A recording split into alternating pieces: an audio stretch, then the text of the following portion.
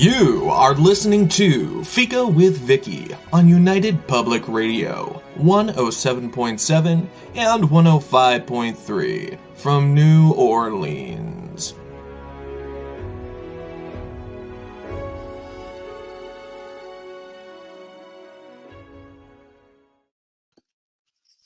Hello, everyone, and welcome to Fika. Today, our returning guest is Mark Ryan, an author, actor, singer. Excuse me. We were doing too much talking before, Mark. Action director, producer, and more. I say more because it is impossible to fit all of Mr. Ryan's 45 years of work into one introduction.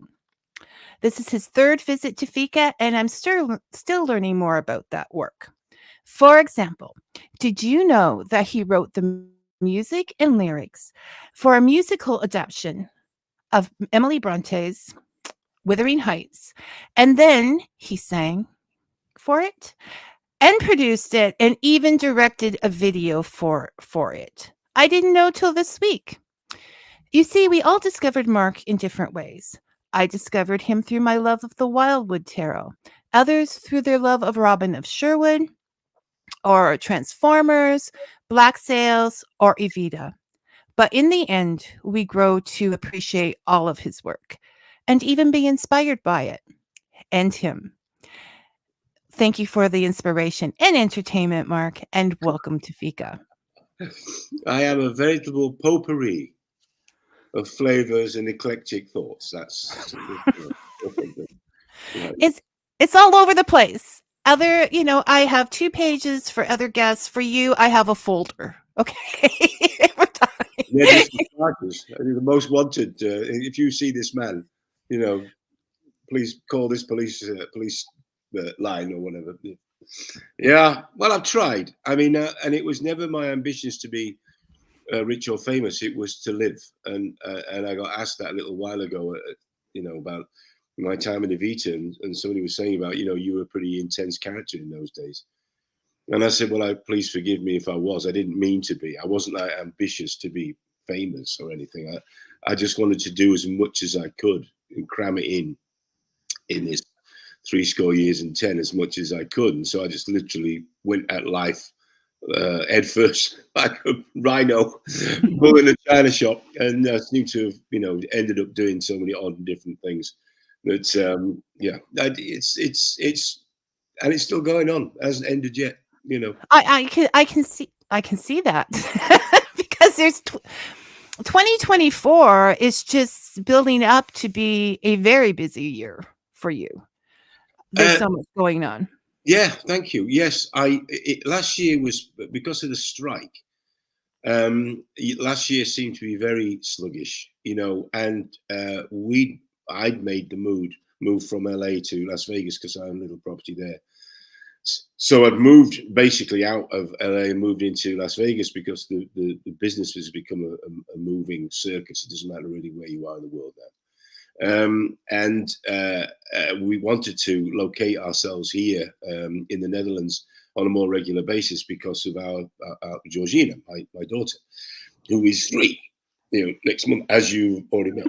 And so I wanted to stabilize that first and have all that sort of sorted out before I decided to go throw myself into more adventures, which is worked out fine. And this year seems to have kicked off already.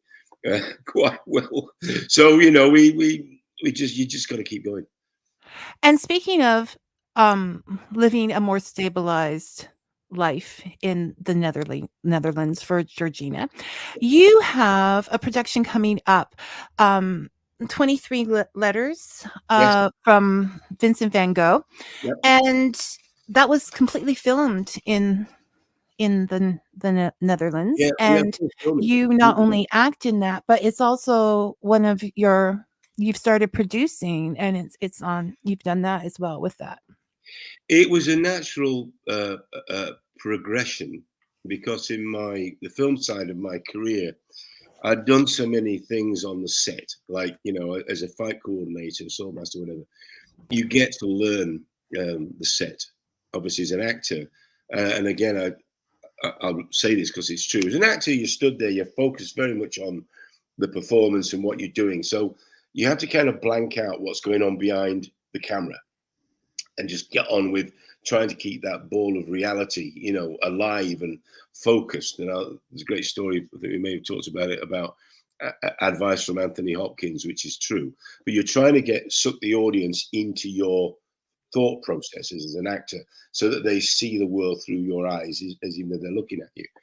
And so you tend to be very focused on that. Whereas as other jobs that I've done, whether it's a second unit director or whatever, you become very much aware of the other life behind the camera, which is trying to get everybody in the right place at the right time with the right power and the right lighting and the right props and everything else. There's a whole other world that goes on behind the camera. And obviously I'd learned that process a lot, and particularly on Transformers. You know, 5 films with Michael, I was behind the camera a lot, stood right next to him, you know, for almost 10 years, on and off. So you learn how that works. And so when you get a little bit older and you may not be right for this part or that part or whatever part, the people will come to you and go, well, can you help us with this? Or can you help us with that? Can you ask, so would you ask him to come and work on the film? So it was a natural progression to move into production, in terms of executive producing or helping to get the film to completion, regarding advice on editing and casting and that kind of stuff. So I've kind of moved into that universe.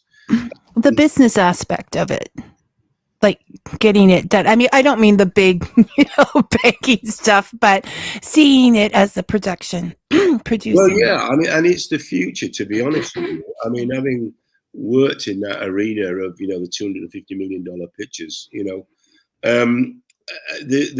as much fun as that is, there's an awful lot of pressure from studios. You know what I mean? They've all these different energies pulling productions in different directions.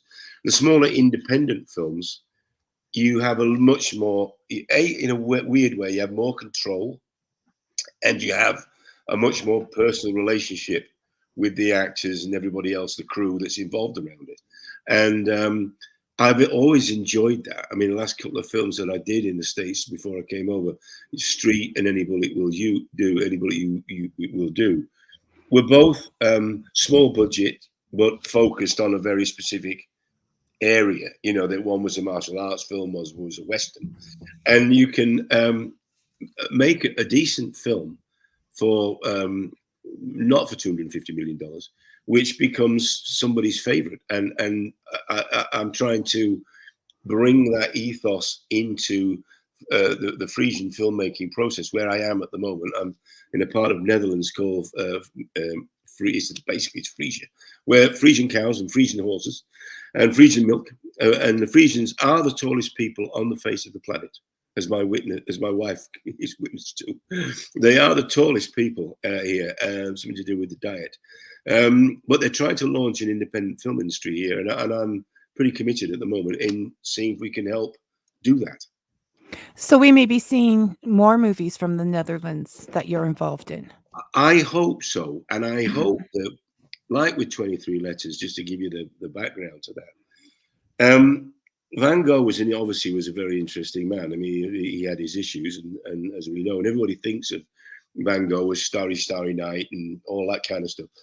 But before he became that Van Gogh, he was also a Dutch Van Gogh who painted people working in the fields and eating potatoes and cutting peat and that kind of stuff, because obviously down to earth stuff, very earthy, very dark. And from his first art is very monochromatic and it's very detailed, and all of the signature things are there, but there's not a lot of color. That's because he couldn't afford the color. And the 23 Letters refers to his time spent in a place called Drenthe, where he really honed his artistic skills. And Drenthe is a very much sort of like, well, it's funny because I'm playing an Irish character in this, but it's very much as a peat cutting part of the country, very, very rural, very hard life. People lived in houses made literally of logs of grass, and their roofs were thatched with grass and stuff like that. And it was a hard, very dark life. And he wrote 23 letters to his brother. What all we really know about it, what are the pictures that he painted, and some of the references by some of the friends that were here. Well, there's parts of his time in Drentham that nobody knows about.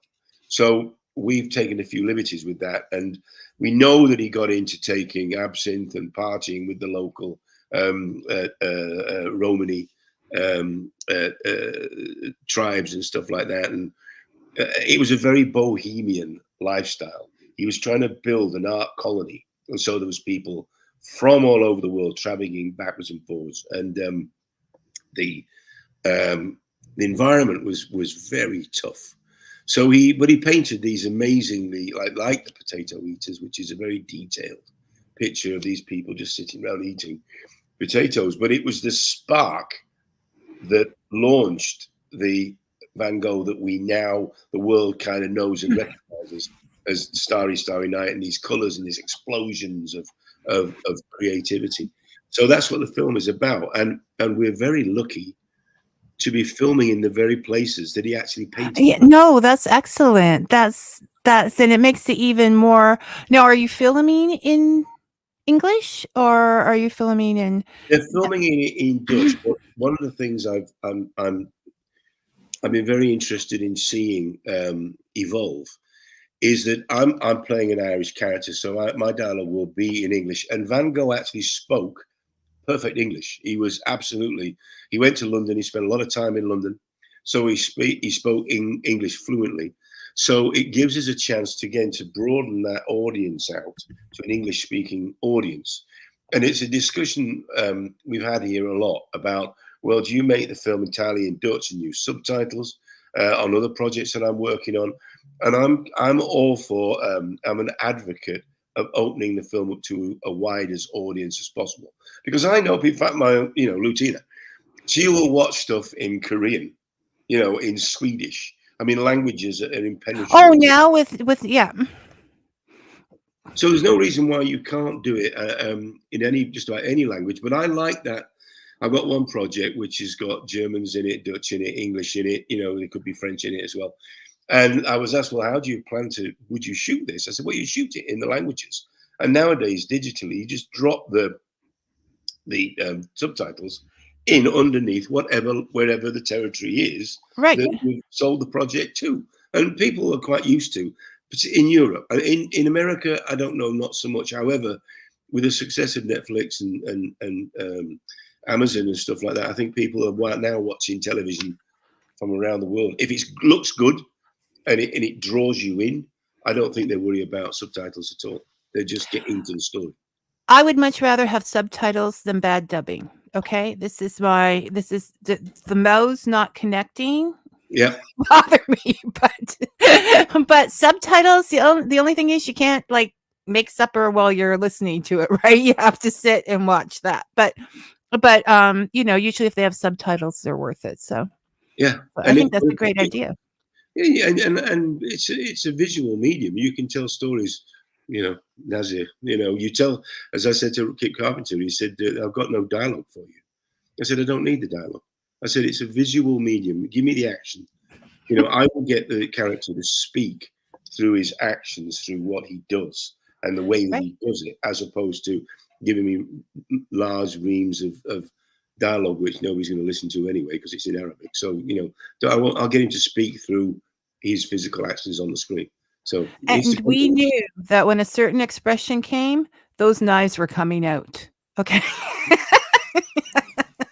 It was like, here they come. Knives are out. I've still got them. They're in storage at the moment in Las Vegas. So I'm about to ship them back into the house. So, yeah, I've still got them. They're very close to my heart, so to speak. So do you have any idea when that will be coming out? We want to have it completed this year. So hopefully we will have some kind of a premiere later on this year. But we are kind of at the mercy of the weather, which is very changeable here at the moment, this time of the year. We wanted some of it to look very wintry, which of course it does, because we've just been through a very dark wintry period. And all of the masters used to come here to paint because of the light. If you saw Turner, it was directed by Mike Lee, who I worked with on the Peterloo movie.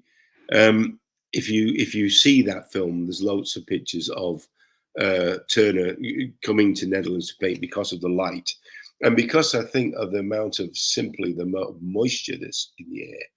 On a good day when the sun rises in the spring, anyway, the colours in the sky are just the most amazing, and the clouds are just incredible.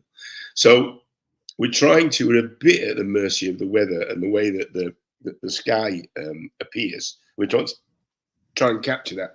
Excuse me, and also because of the actual locations, we have to shoot there when they're available and when they don't have tourists turning up and wanting to watch the whole thing. Excuse me. I've got hiccups now. I've got a bit of a testing. I apologize to anybody watching. Know that I'm dealing with allergies. It's particularly, for some reason, warm here during February, which doesn't happen. So No, sorry, no, I've got the cough thing here that's going on at the moment. So I apologize. You've got allergies? Yes. That's why I read so much. I can't go play with the other kids. Dave would like to know, as a fight coordinator, do you ever sit down and watch a movie and pick it apart? Is that how you hold a sword and yells at the? Is that how you hold a sword and yells at the TV? Lots of laughs. So, have you come a bit of a critic while watching these types of things? It really is. Excuse me. It's a double-edged sword, because watching some fight sequences, and I do actually sit and study fight sequences. I'll sit and watch, particularly if it's shot with one camera and they don't edit into it. I'm fascinated by how people stage stuff like that. So yeah, I will watch it and I'll sit and I'll go, how did they do that? How did they get away with that? Or they come up with ideas that, you know, I wouldn't have thought of. So, but in some of this stuff, I really do have to switch off that kind of my brain and just get into the film for the film's sake. And I think probably the last one that I sat and watched was the last Bond film, you know, No Time to Die. And I really, really wanted to see the film as a film. An Equalizer 3, that was the last one I kind of looked at and went, you know, these are tight, very intense fight sequences. And I wanted to just be entertained by the film. So I was trying very much to keep that part of my head out of it all. But every now and again you go, oh, no, that looks good. Oh, well, they did that fine. God, how did they get away with that? You know, oh, that looks great. You know, that's CGI. That's sadly, one of the things, having worked on some of these big productions, that you look at sometimes and go, dodgy CGI, I shouldn't have done that. Maybe you should have tried and do it this way or that way, whatever. And it's not a criticism, because I understand how difficult. It's just your work. Yeah, you kind of like, it would be like electricity. It's your work, and you're bound to do that. And it's the constraints. Yeah, no, you have to. So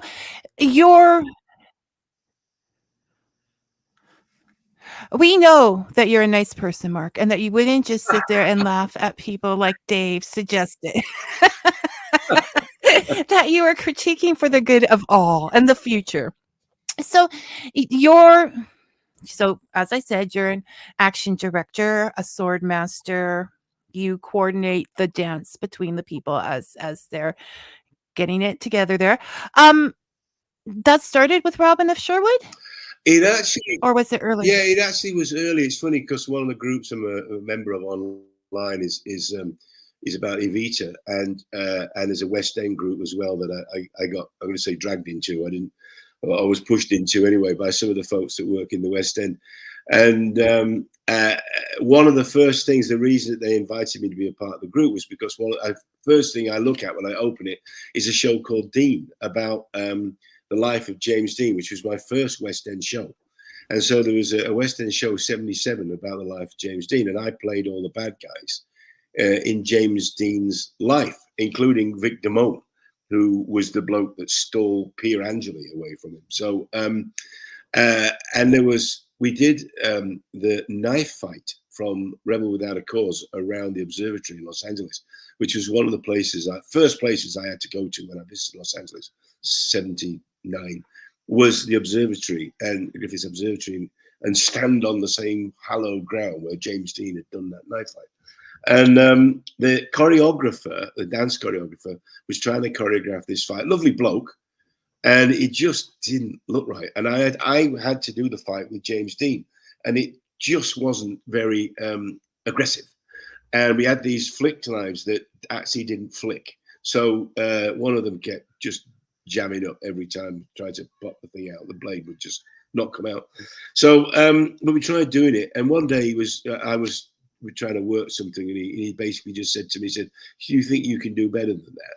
And he was tossing the knife from hand to hand like this. And I said, "Well, you wouldn't do that for a start." And he said, "Well, what makes you think? Because you don't know now which hand it's going to use." He's doing like this. And as he went to toss it, I just got my knife and flicked it out of midair across the rehearsal room. I said, "Now I'm the only one with the knife, right?" And he was like, "Maybe you should do this. Maybe you can choreograph this." I said, "Okay." So I ended up choreographing this. Oh, really? And how old were you then? Like, you were so young when you were starting out on the West End. I left Doncaster probably when I just turned 18. And I wanted to throw my hat into the ring at a very, very early age. I've been working the clubs since I left school at 15. So I was out on the road. I'd got my own car, my own sound equipment, and I was touring all over Britain, Scotland and Wales and the North East, and obviously all over Yorkshire, working the working men's clubs. And that alone is a piece of history, cultural history in Britain, which is, there's been a couple of shows that capture it. Phoenix Nights, it was a show that caught some of the glimmer of what life really was like in those working men's clubs. But to me, it was a fantastic formative experience musically, because if you can get a club audience on your side, trust me. The first time I worked in a theatre, a Panto in Manchester, I was in shock because the seats were actually facing the stage. I remember looking out and going, "Oh, all the seats are actually facing the stage. People are not got their backs to you and throwing bottles at you." So sitting there talking while you're singing. I've worked stages where they have metal spikes sticking out the front like ramparts, and to make them look quite not so, intimidating, they wrap plastic foliage around to hide the fact that there was spikes sticking. What if you trip over a wire? That's the end of your career. Oh my goodness! It's happened. These things happen, and so it was a baptism of fire, but it was an experience that if you can survive that, as Ronnie Cass said to me, one of my first managers, if you can survive that, you can survive anything. And I learned a lot. I learned a lot from it, and so that was my formative experience. And I just wanted to go to London and be involved in the business there. Again, I had no particular ambition. I didn't. It wasn't in my head, "Oh, I want to be in the West End." I just wanted to be the best singer that I could be, and take it as far as I could, and just ran headlong at the business. And so Dean was my first West End musical, which didn't last very long, but again, it was good experience. And the next musical was Evita, which of course changed my life. So that's how that happened. And that and that's why it's difficult to recognize pictures of you from Evita. Because you're like such a baby. Like, you're just like 23, 22 in some of these pictures. I think I was 21. I think I was either 20 or 21, about 22. I think when Evita opened, I was 23, maybe. And I did 4 years, so 23, 25. I'd have been about 27 or 28 when we did Robin and Sherwood. And in between that, I'd gone to Africa. That's how the other mad half of my life opened up, because Ronnie had got me a gig, thinking it was all going to be me singing in cabaret clubs and stuff like that in Zambia.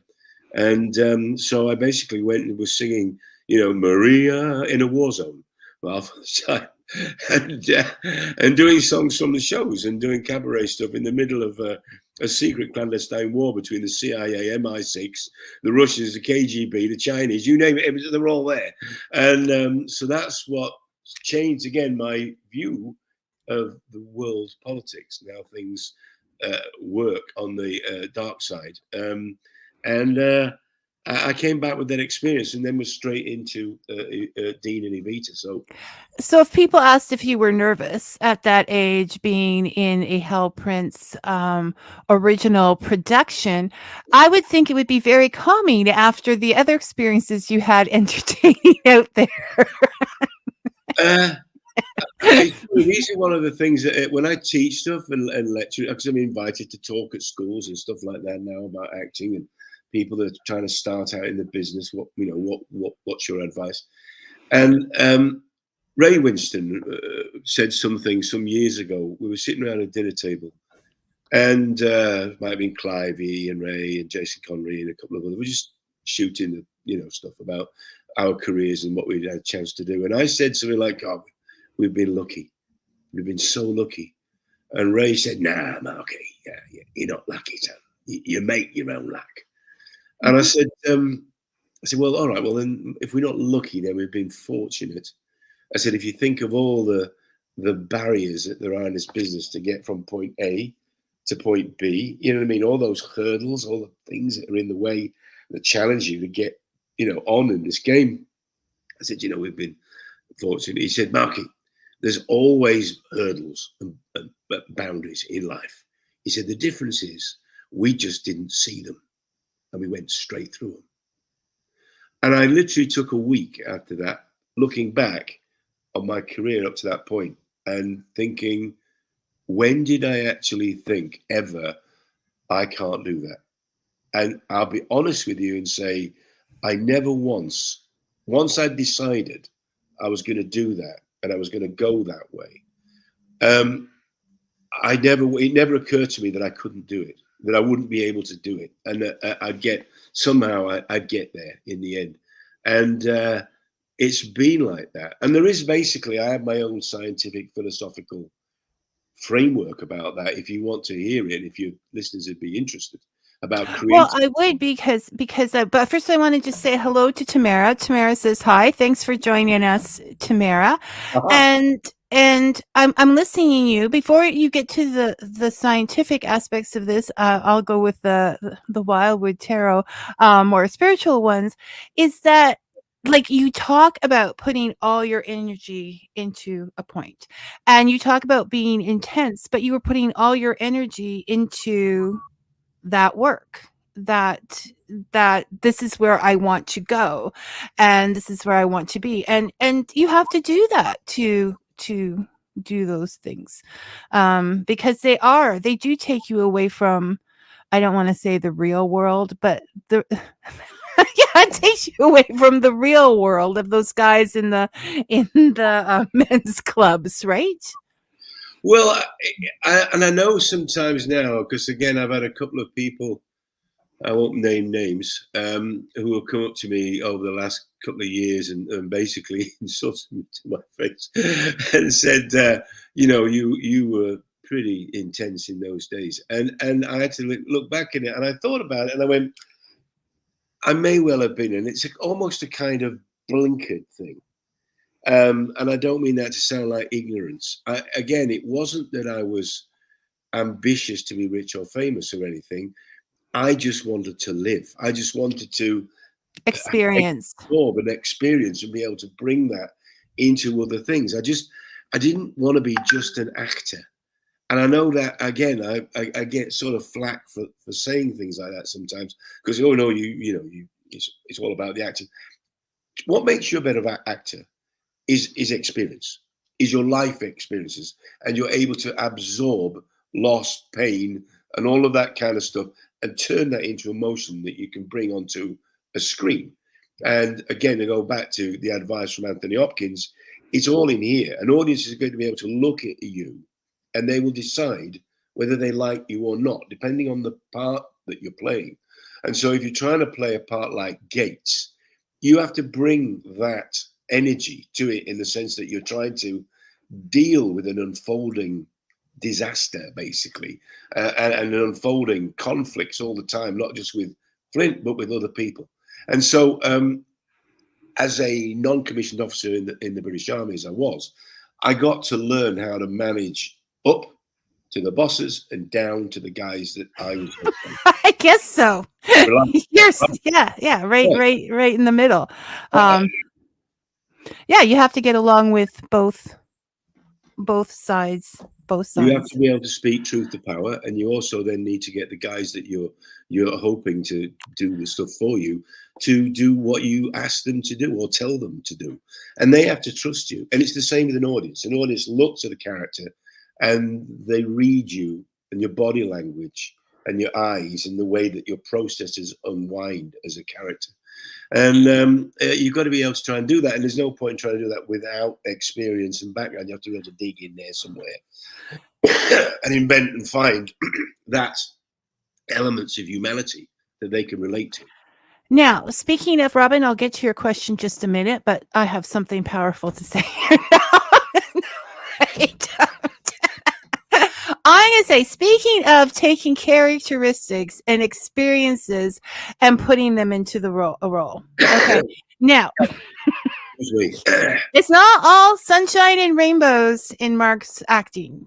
No. There are bad guys.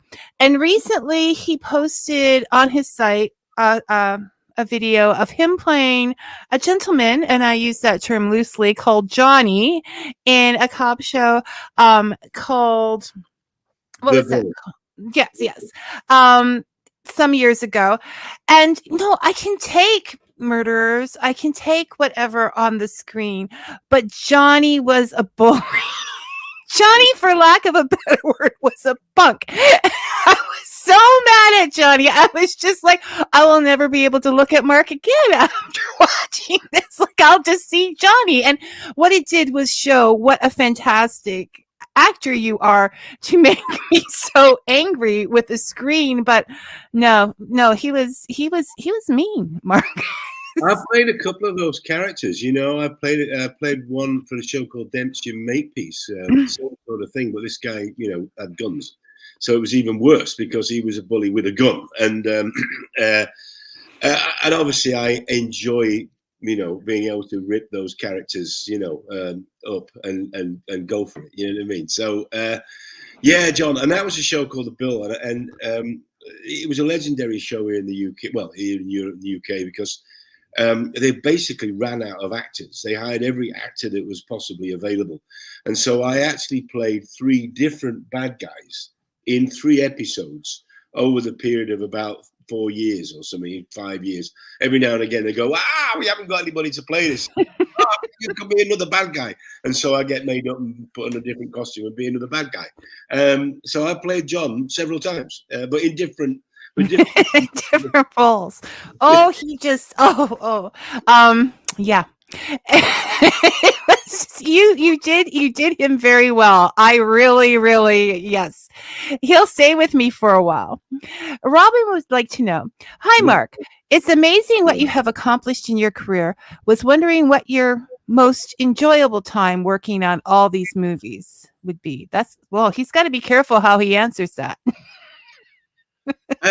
It sounds like a cop-out, but it's actually true. I've enjoyed just about everything I've been involved with because it's a different process.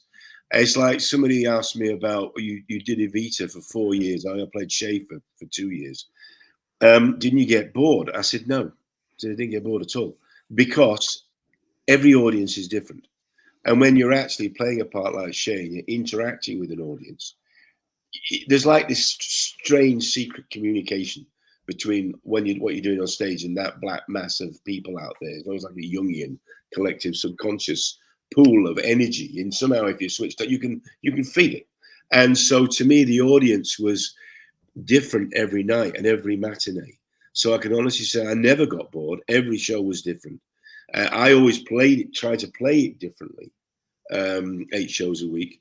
Depending on how the audience reacted. And so I can honestly say it's all, to me anyway, I've had in the same amount of pride, fulfillment, whatever you want to say, watching Stellan Skarsgård and Mads Mikkelsen complete a fight, which I've choreographed, right? And do it in this beautiful way and have an emotional impact on the film. I've had as much yes out of that as standing on a stage myself, or being being a character like Nasir. It's to me, it's all part of the same process. And so I can honestly say there's not one area, whether it's theatre or film, television, or even producing, that you go, we pulled that off. It's all Right? creative. It's It's all all part of that creative ball, and it's all satisfying. I mean, there are memorable moments. I once did a little series of what they call Night at the Proms with the London Philharmonic. And I can't remember exactly where we were, but I was invited by a chap called Albie, if you're out there somewhere, and he invited me to go and sing. He said to me, I want you to sing Jerusalem. I did those feet in ancient times, basically. And we went to this, and I didn't realize it was going to be, there was maybe 10,000 people in the grounds of this stately home with a 70-piece orchestra. And I got up and I sang Jerusalem. There's a couple of pictures of it. And I sang it not in the church sort of style. I sang it like a rock song. And I think the orchestra, which we used to opera singers standing up and singing this, I sang it like a rock opera. And there's pictures of the orchestra and the conductor like looking at each other going, this is different. What is this? And I remember looking out into that space, what we just said. There were 10,000 people with their cigarette lighters and their torches, all singing along. So I had 10,000 people, that noise coming this way with 70-piece orchestra behind me. And the power of that, it still sends shivers down my spine when I think about it.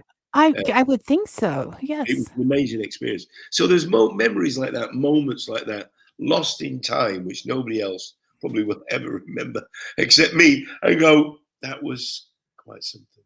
That was quite a night. But they're nice to remember. I was thinking, going back to the intensity when you were young. So there you are in your very early 20s, and you said you did 8 shows a week. Yep. You are getting yourself at that age to 8 shows a week. This is phenomenal. You need to have a sense of intensity or drive to do something like that at that age.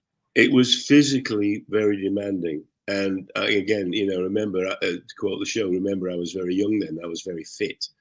And you had to be. So we did 5 shows in 3 days. We did 2 shows on Thursday, a Friday night, 2 shows Saturday. And in between that, I'd drive to Wales after doing the show and go and run them down mountains in Wales, then come back on the Monday and go back and do the show on Monday night.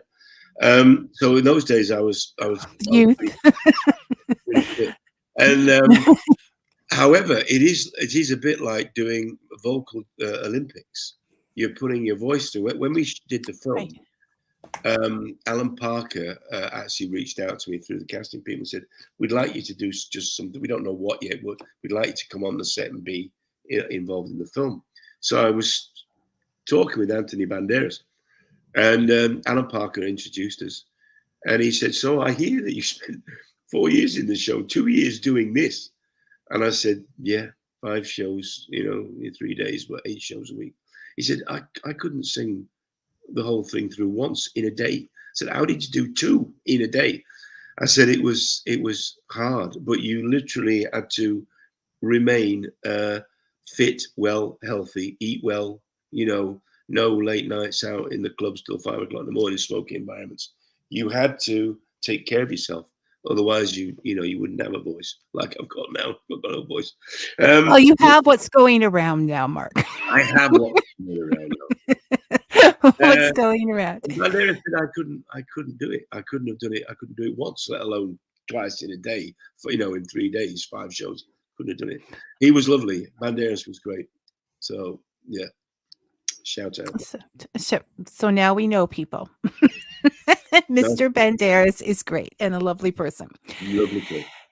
Historical Niagara says that fight in King Arthur was legendary. And that whole, you talk about Mads, and he does play a certain kind of role in his stuff. At the end, I was rewatching it the other day. I love this part. At the end, after Clive Owen gives his speech, which is very stirring, and there's that man in the tree that, once again, I don't like a lot of people on TV. I jump the traitor up in the tree, and then Maz just takes that arrow. And that is a classic moment in The theater. best version, funnily enough, is Antoine Fuqua's own version. The director's cut, I think, is a much better film. And there were a lot of things that they changed for the version that originally went out. Antoine was making Gladiator, and Disney obviously were making something not quite as gory. And I kept getting a tap on the shoulder and being told not to put so much gratuitous violence in it. And I said, these are people chopping each other up. What do you want me to do? And they have axes. Well, that fight between Mads and I'll tell you how it came about. We were rehearsing some of the fight sequences at Stevie Dent's farm, and Stevie Dent's one of the best stunt coordinators in the world, and he was our horsemaster on Robin Sherwood, of course, and he was a stuntman. He's now one of the best stunt coordinators in the world, and we were rehearsing all the fights there, and I'd given the actors what they call a little kata, which is a martial arts term of an exercise of just moving the sword to getting used to where the sword around their body is, to build this steel cage around their body of deflecting energy in a sword fight. And I saw him, he was in the middle of the film, and he was just moving around himself and just doing this movement. And there's an old Celtic saying, never give a sword to a man who can't dance. And I watched him move, and I went, I went over to him and said, do you mind if I ask you something, man? He said, sure. He said, did you train as a dancer? He went, yeah. He said, I was going to go into ballet. I said, you move like a dancer. He said, I'm going to choreograph something. I'm going to work out a style for you. And in fact, I'm actually going to make you a sword. We're going to make you a special sword. So that extended bladed, it's actually a yangling, what they call a Chinese yangling blade, which flares out just at the end. I had that sword made for Mads, and really, it was all coming together of those elements, the sword, the movement, the way we choreographed it, so I could get all the stunt guys in the right place at the right time. And it worked like a charm. And it was beautiful. And Mads carried it off with such aplomb, was brilliant. Movement of grace. I think it was fantastic. So, actually, there's a lot of similarities and between him and Nasir, when you think about it. He didn't talk very much. He just got it done, okay, in that movie. And yeah, no, it. Well, Johan Grothe was the other one. In fact, he publicly actually said, because, of course, they wanted him to have two swords on his back. So he's the one that's doing the two-handed sword fight.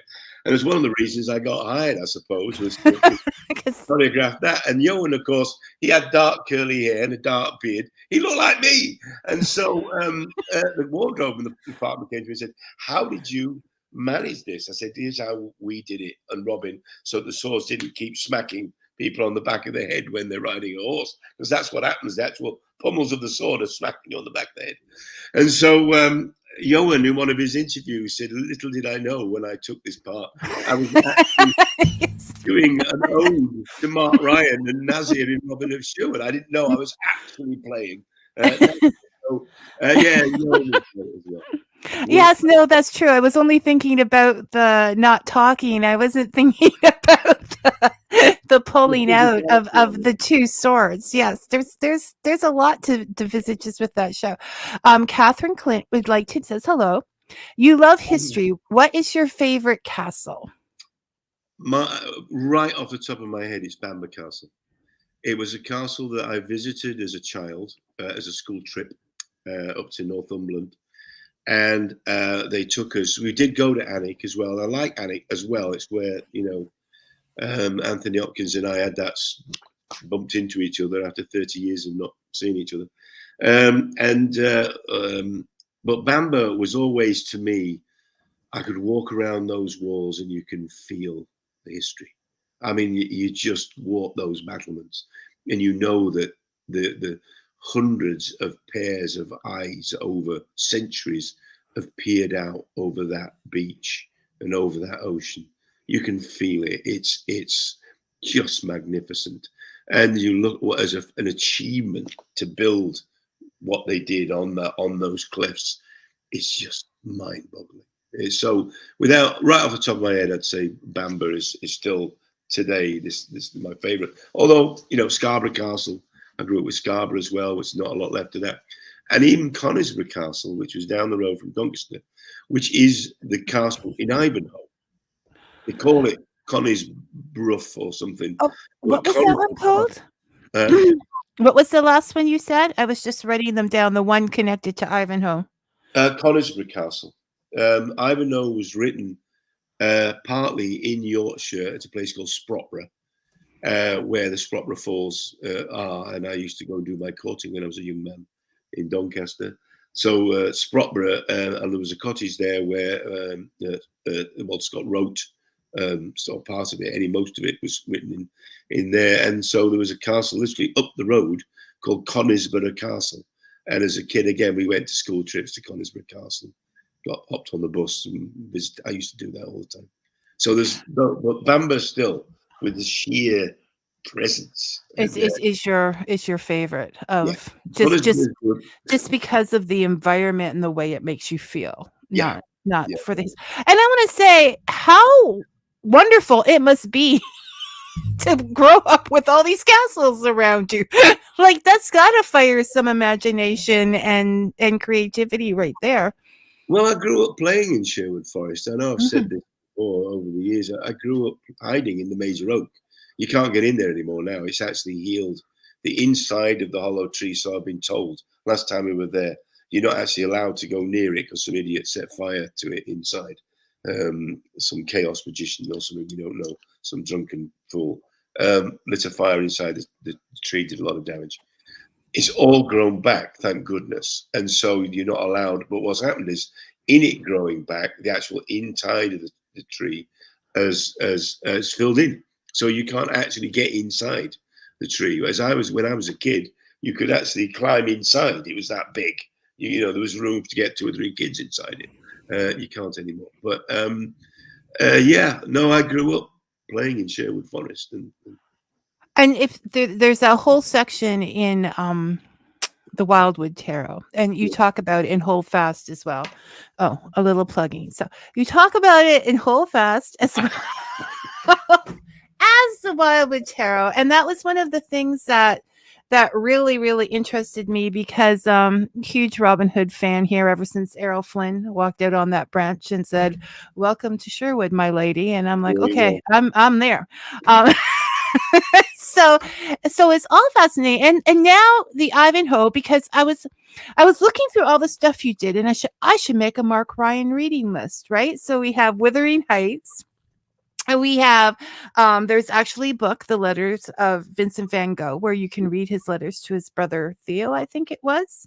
Yeah. And now I have it up there, Ivanhoe, because Ivanhoe I find is the best Robin Hood story. It hasn't been, Christianized or whatever to make the characters all do what someone thinks they should do. They're very much real in Ivanhoe. Yeah. Well, I've got one more for you now, because timing, the universe sometimes works in mysterious ways, because I've got another one now to show you. Yes. I can't show that because it's not in my hands after many years of waiting. Stop it. I think we're supposed to get it April 4th.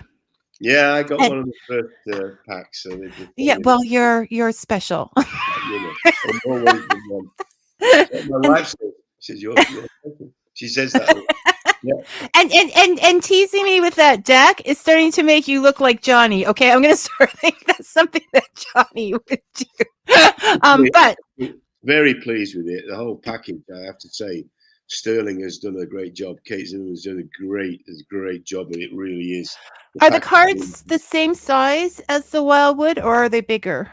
No, they're about the standard card side in the US. But what we decided to do is do them borderless, which actually I'm always a bit ambiguous about borderless cards. But as you can see, just to sort of see that one, look who there. We've got a Saracen in there. Look, you know what I mean. The actual borderless, the art is so amazing. Linny von Gilbert, who did the art for this, it's so stunning that the border concept went straight out the window, and we went, no, let's show Right the to art, the. as it is. That's Wayland the Smith there. So I can do it without getting a reflection of the Well, light. without the border, you get more picture, but There can you still go. fit it in your hands. Like some decks are really difficult to shuffle because they're bigger. So if you want to use them, is she going to be selling posters for these as well? I Like, hope so. I think Sterling has got plans for marketing some of the artwork in different ways. We have talked about it. Excuse me. I apologize for sniffing and nose wiping and everything else. I'm sure the last thing your audience wants to do is look up my nose. But maybe they do. I don't know. that audience, whatever you send out there, you can't control how they Once digest. it's out there, So somebody's out there saying, "Oh, I am so glad I was not feeling well and I was feeling alone, and now I know Mark has whatever's going on as well, and it just not that I want him to be sick, but I'm feeling like I can go on." You're glad that I'm sharing your pain. Is that what they're trying to say? Yeah. Misery loves company. I don't know, Mark. It started off nice and you turned it bad. Oh, I have to say though, it's vitamin C for me. I go straight on the upload the vitamin C, vitamin D, and of course Yorkshire tea and the cure-all, the Yorkshire tea. and I'm so glad that he has that. We discussed that before because he's not a fraud. He swears by this, and it's it's on his stuff, and he's drinking it.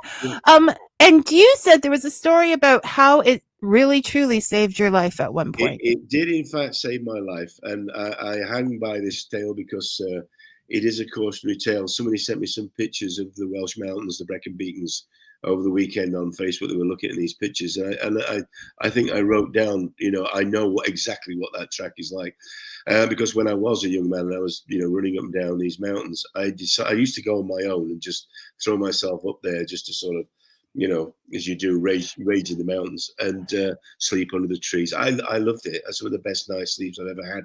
Is literally in the trees in Torpanto Wood or up by the mountains there, and the weather turned, and my car was in what they call the Story Arms car park on the other side of the range.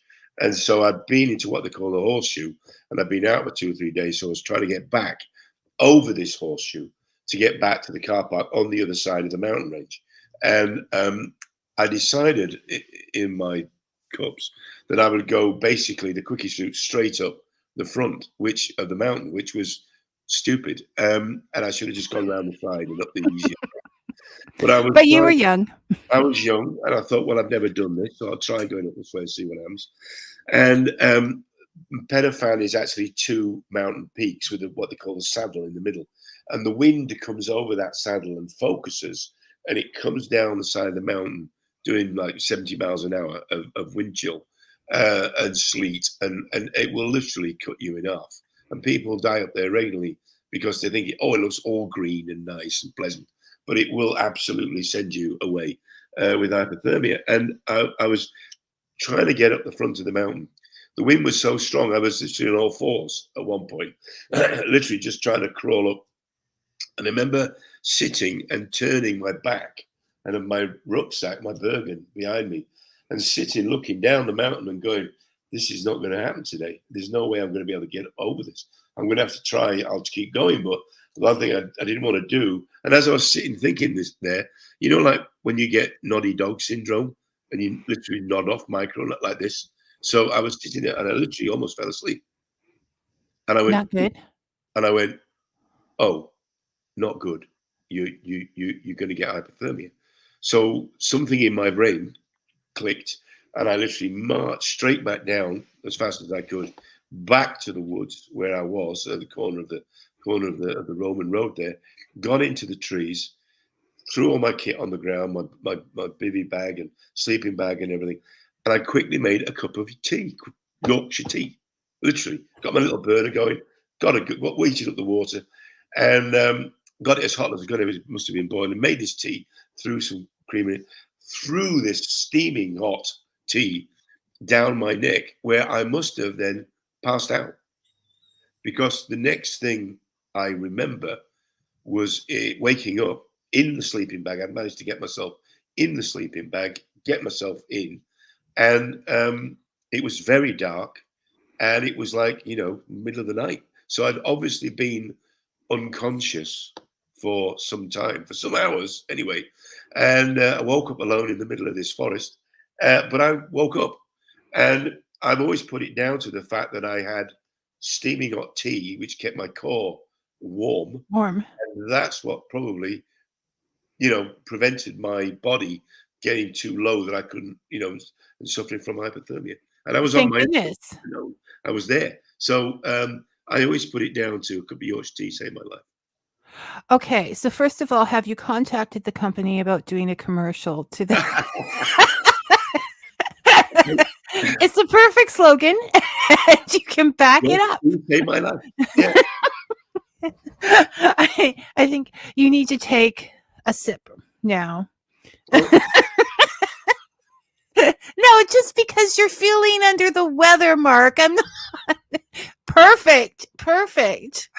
It is. Every time I go into the a British shop and I see it, I think of you and your okay. So Tamara asked, what was the worst and best fight scene for you? Oh, worst and best. What, that I was in or that I choreographed? Or I think either or, like something that was really difficult or possibly it wasn't going well. Training kind of is more difficult than acting, isn't it?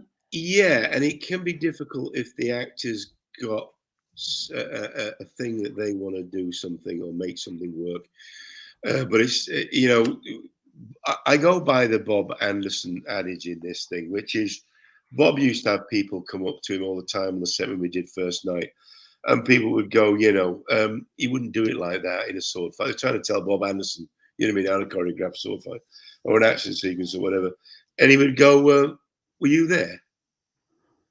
You go, well, That is the answer to anything historical. were you there? How do you know? How do you know that they didn't use a sword like this? How, there's some historical drawings of people, Taloth, whatever, beating people over the head with the handle of the sword rather than using the blade as the way. But other than that, nobody really knows how it worked. So it worked whichever way it worked. And so historically, I've gone, well, we're not making historical reenactments. We're making film and TV drama. So it doesn't have to be historically correct. The swords don't have to be perfect. They just have to, they're telling the story. And if you're worried about the details of the swords, historical, use of, then we've kind of failed telling the film the story. You know what I mean? Because if you're worried about that, and not because you're not seeing the whole picture of it, you're just seeing that Yeah. sword. And I like to see the drama. I mean, one of my favorite sword fights, which I didn't do, I just think it's one of the best sword fights ever filmed, is the sword fight in Rob Roy. That sword fight between Tim Roth and Liam Neeson at the end of the film, is one of the best sword fights. It's a very simple sword fight. It's not too long. It is literally just how somebody wears down an opponent until they get the moment to make the strike that they want to. They make like a boxing match, it's tactics. And so that's one of my favorite fights. I didn't choreograph it, but I look at it and go, that's a great piece of drama. And as Stellan Skarsgård said to me on the set when he came, we were going to do his sword fights, I stole from Bob Anderson again. He said, I'm 50-something years old. I chain smoke. I've never done a sword fight. How are we going to approach this? And I said, a sword fight is a drama scene where the blades have the dialogue. It's a drama scene. It's got ups and downs and flows, moments of drama. And you express yourself. Oh, I'm going to get you. Oh, you nearly got me. It's a drama scene. And so all the elements of any play or drama scene are in a sword fight. And you have to choreograph it like that to take the audience through this journey, of going to, well, who's going to win this? and how nasty is he going to get? So I said that to, and he, Stellan said, okay, let's go, let's do it. And so we did. And is Stellan a nice man as well? Well, Stellan, I don't know his son. I believe he's a very, very good actor. I've seen stuff that he's done, but Stellan is not only a good actor, he's a good bloke to have on the set. Let me tell you, he's a good man. And he's just everywhere now. Like, Stellan, as far as dude, isn't he? Good for him. yeah, no, I like it. Yay, Stellan. Yay! Shout out, Stellan. Yeah. Okay. Yeah. Oh, Catherine Clint says great choices. So Thank you. I mean, you do fights all the time, and again, it's the constraints: time, money, the actor's skill, the actor's attitude. Sometimes can be difficult. I mean, I have worked with actors that we've gone, we shouldn't put a sword in that man's hand. He's danger to himself and everybody else around him. Not naming names, but I literally have gone, this is going to end badly. And so we had to change stuff to make it safe for the other person in the fight. And you have those moments. So it's not just about making the film work in terms of the visuals of it, but all the other constraints that you have on a film set: rehearsal time, props, space, weather. I would think, even if you're outside, like making things slippery and what else? But I mean, you have so much experience between Robin of Sherwood, Black Sails, lots of fighting going on there. Working with King Arthur, working with First Knight, working with all of these things. You know. Let me get into the fights on Black Sails. That was the bizarre thing. I used to sneak in and with the stunt guys and do the fight routines. And I was told, no, don't do that. You're not going to be in any fights. You're too old. So, die or have a stroke or something. So they wouldn't actually put me in any. I did actually get a punch once. That was it. Yeah, but Hal Gates was not like that. He was such a wonderful character. He was like the father to the other pirates, and I love the writing in that show. They just made one huge mistake, and we all know what that is. After the first season, and mistake, it was because Hal was such a beloved character. So yeah, he didn't need to be in sword fights too. But anyway, I used to sneak down there because obviously the stunt guys knew who I was and what my background was. And eventually one of the producers came down during one of the days to watch something else. And there's, Mad Mark Ryan in the middle of the stunt guys doing sword fight. And I got come here. Don't let me see you down here again. Oh no, I got the curly finger. Not again. You're not insured for it. Come off, get out of the way. Out, go back to the trailer. No, I got sent back. I got the naughty boy. And I didn't want to get the stunt boys in trouble because they were like, I very good stunt team. South African lads, their stunt team was great. And we had good props and they were all fit and stuff. So, the stunt team was great. And well, it's not only the insurance costs, but if something happened to you and you're supposed to be filming the next day, there's all that hold up and stuff as well, Mark. I hear you. But it's you that says if you don't ask, you have to take. And now it's like, don't ask at all. Just go ahead and do it. Do it. And keep doing it until you get caught. And I got caught. So let me see you down here. Yeah. Okay, no. That's the Mark Ryan words of wisdom for today, children. Yeah. Just do it till you get caught. Yes, I just want to check with you because I will go on. We have the thumbs up to go longer. I just is your throat really bothering you, or are you good to go? I'm good. Okay, because you're not. I don't want to be like, talk, Mark, talk when you're not feeling. The other thing, Strepsils. Strepsils are your. Excuse me, sorry everybody. Another advertisement there. Strepsils.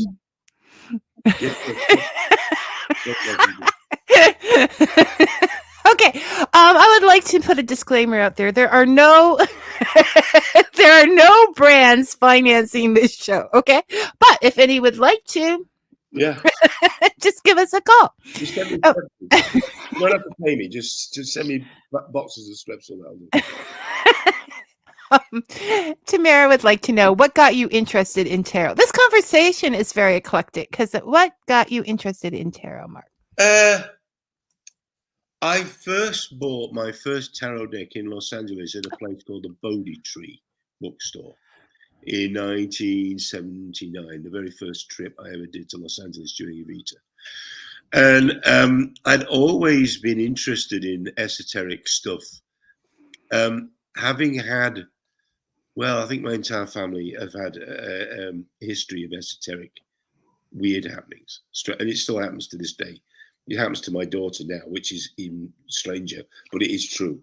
So, and I won't deny something didn't happen simply because it may sound a little bit wacky, but we've always had things happen around us, most of my family, in fact. And I had these things, but you ignore them and you think, oh, it's one of those things in the world. But I had a couple of extremely strange experiences as a boy, as a kid, and as a young man, which were, you kind of put it in its box and go, that's so weird. It's just one of those things. So I was in California, and I got taken by the people that I was staying to this famous Bodhi Tree bookstore. It's not there now; it's been sold. And I was walking around, and there was several decks, and I was interested in the art of it and understanding the psychology of the art. And so one of the first decks that I bought was the Rider-Waite. I think I brought two, the Rider-Waite, and another one they call the Visions Tarot, because I was talking to somebody in the store and they went, well, if you're trying to understand it, this is a modern deck, which it's been derived from Rider-Waite, and you can see how the art has changed, and some people find it very triggering and all that kind of stuff. Well, neither really worked for me, I have to be honest and say both that one and Rider-Waite, which is based on Kabbalah, the Kabbalistic system, I couldn't access them easily in terms of getting a hit off the artwork. I understood the process. I was trying to understand the process of it. And that's one of the reasons why we ended up inventing Greenwood Tarot, basically, or reinventing Greenwood Tarot around the Wheel of the Year system, as opposed to Kabbalah. I don't speak Kabbalah. It never made sense to me. So I tried. But the Wheel of the Year system, because I grew up with that concept of the cycle of the year and the different animals that turn up at the cross-quarter days and all that kind of stuff, it just made total sense. So it's one of the reasons we ended up doing Greenwood Tarot, Jessica Potter and I, was because of that idea. And so then I really got into trying to understand the psychology of it, the science of it. And I say that with total respect. I mean the science of it, and about this concept of creating your own waveform of reality and will. I don't believe in fate. I believe that you create everything, that you go down this pathway, and to be aware of what you do each time you take a step. So the tarot cards lent themselves to as a tool, not just for myself, but for other people. And so that's what got me interested. It was all of the different elements. It was the artwork, the science of it, the psychology of it, the idea of asking a question and letting the universe bring you an answer or a snapshot of a reality, which then you could decide to go with or reject or go in a different direction. And that fascinated me. It still does to this day. I always think of them as being a heads up. Like, this is possible. You decide what to do with that, or even a second opinion. That's when that's when I'm like, I need a second opinion on this. But I do not think that, I mean, and that's a bit of a controversy over the whole thing, because some people are like, this is your future.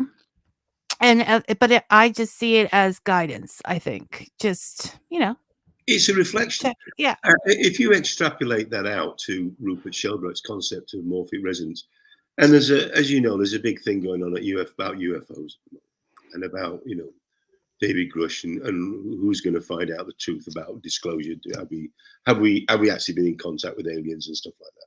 Just to take a quick sidebar, I believe that a lot of the research into parapsychology carried out by the intelligence organizations since the Second World War, because of the success the Brits had with it, to remote viewing and stuff like that, is directly linked to the phenomena of UAP and possibly alien consciousness out there somewhere. And if we can train a guy, a CIA, DIA operative, to send his consciousness to spy on people, come back with detailed, accurate images of what he's seen, then something's working in the human consciousness, which can plug into, whether you use the Jungian thing of it being the human collective subconscious, or Rupert Sheldrake's concept of the morphic field.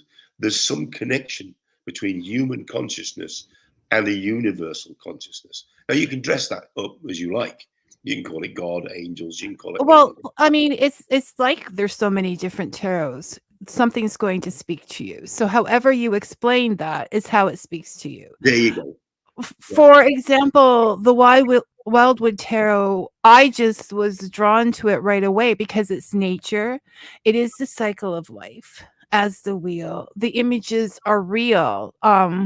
Will's images are beautiful, but real. There's skulls and there's things. I've been at events and people will say, oh, that's scary. And I'm like, they're not scary. I've never been scared by them. Like, it's just, you walk in the woods, you see a deer skull. Like that is life. So we're all going to see it, to explain probably the same concept in different ways as we know it. Yeah. My experiences with nature and being in the wild is probably why I resonate so much to, whether you want to call it earthbound energies or natural energies and stuff like that, human consciousness type energies. I resonate to that, but that doesn't mean you can't step outside of that and send your consciousness somewhere else, or at least be able to use your active imagination to experience different types of realities. And I believe as science moves forward, we're going to find that the universe is in a multi-dimensional state, and that we talk to this environment because this is where we grew up as a species. But that doesn't mean there aren't other types of realities out there in the universe that we could possibly communicate with. And that pops in and out. And if you actually look at things clearly, you can see these things happening in the most, I don't want to say boring, but in just the most regular of lives. There are things that happen that set you back, that are a glitch or whatever you want to call them, that you can't ignore. And so this would explain all that. Well, and sometimes it takes a bit of I'll tell this story because it's true, and it's one of those things that you go, I don't exactly understand how this works, but I listen to it, because when it happens, I'm kind of like, okay, got it. I've had something throughout my life leave me little marbles, little glass marbles. Wherever I've been, wherever I've lived, in Los Angeles, every now and again, I would find a glass marble. I've had witnesses to this. I've actually had, my wife has witnessed it a couple of times herself and gone, where did that come from? I don't know. I've actually had one drop out of the trees. I put it in Hold Fast about the marble that dropped out of the tree, dropped out of the sky. Well, we think we know. I think we've got a couple of clues who that is and why and all that kind of stuff. So my wife was going skating with my daughter, and she had to go to this area where there'd been a flooded field, and it had frozen over, so there was people skating on the ice, all that kind of stuff. But to get to it, you had to walk through like these meadows, cow meadows, basically, to get to this field. And she was meeting a friend of ours there, and daughter had a skate, and was excited to be on there.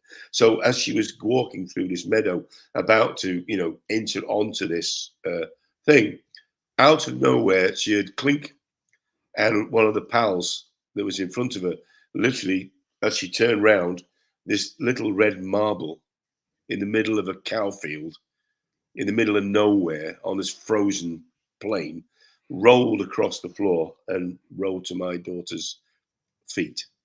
And so, whoever it is, thank you. They keep sending little messages. So I think my daughter has inherited this, whoever this person is. We think we know who it is. And it's just a little reminder. It's just like, there's more to this than you think. There's more, you got to apply yourself, because, there's other things out there that you perhaps don't understand and think are impossible. But if you approach it the right way, you might get a little nudge in the right direction. Yeah, no, a helpful, there are loving entities out there. I mean, people watch horror movies and things like that, and there are times that you feel closer to somebody that has been there in your life, and you can almost feel them there. There are a lot of things that happen in a life, and we don't need to have an explanation to believe that, because we see that for ourselves, right? We witnessed it. Yeah.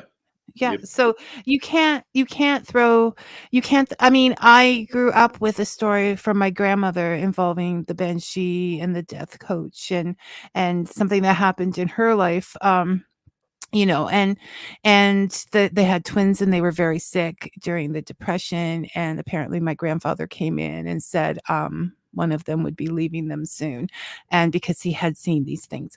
Irish background, yes, so it works. The banshee is out there. That's right. So, and it did happen, and there's been other things and other stories and things that have happened to me. So I can't deny that there is something that is out there. I just, you're wrapped around it as a kid with all these stories and everything. You just accept it. And again, I think one of the problems with things like Skinwalker Ranch is that you're trying to measure something which is almost immeasurable. And the moment that the act of observing the particle changes the particle. So the moment that you actually try to approach it with lasers and all kinds of, firing rockets through it, you're going to get a different result. Some stuff, I suppose, you can measure and you'll go, oh yeah, that means that the temperature went up or down. But you're still no closer to understanding what the communication means, and that's because if it's a morphic living thing, if it's a field, it depends on how you approach it. It depends on what your intention is. It depends on what your goal is. And if you move that way, it may move back or sideways or want to mess with you like a trickster energy or something and give you a poke. And I've no doubt that there are scary things out there as well. I know there are scary things out there as well. But it's that type of understanding. You got to approach it from the human consciousness standpoint. And I've actually emailed backwards and forwards and messaged with Brandon Fugel a couple of times, and I keep saying it's about consciousness, So maybe concentrate a bit more on that. I think they've got a very successful show. I think the show works very well. They don't really want to get it resolved. I don't think they can get it resolved. Well, that's I was going to say in a very nice way that it's best not to resolve these things and keep people on their edge of their seat and maybe even afraid, in order to keep the views going. Have you watched the show? Have you seen yeah, I've seen. When you talked about before, I've seen several episodes of it, and once again, listen. You know how you said that you shouldn't put a sword in everyone's hand. Yeah. I'm thinking after watching that show, you shouldn't put a gun in everyone's hand, because it sort of leads people in a certain direction that I don't think is safe at all. Just regular plane pilots. I'm just thinking. So, when people jump to things and they're afraid of things. I've got a theory about it all, but nobody's interested. So, well, let us catch up on a couple questions here, Mark. Okay, sure. I'm losing my spot, and then we'll, okay. Tamara agreed that the Rob Roy thing was one of the best fight scenes. Robin says, "Oh, thanks again for a great show, Vicky. Thanks, Mark, and get well. Grab yourself a hot toddy with some Newfie Screech in it. Okay, you know what? But that gets me in trouble because my husband brought up Newfie Screech with Robin last time, and I'm like, don't do that. That's not nice. And now Robin's bringing it up. It's just work after work. Oh." He thought you were going to say, he's leading into something here. He's segueing that you were going to say your favorite fight was the one in the Black Knight with Eric Monty Python and the Holy Grail, which brings us to something that we haven't talked about much, is that your time traveling with Eric Idle, and Eric Idle exploits Monty Python. So we need to discuss that, Mark. Well, there is a connection for you, because Eric actually wrote to me when they were staging Spamalot, and they were having problems because various people were getting injuries with the sword. And I'd been to see the show, and he wrote to me and said, "We have an issue here with these swords. Can you tell me what you think is wrong? Why are people getting wrist injuries and all kinds of stuff?"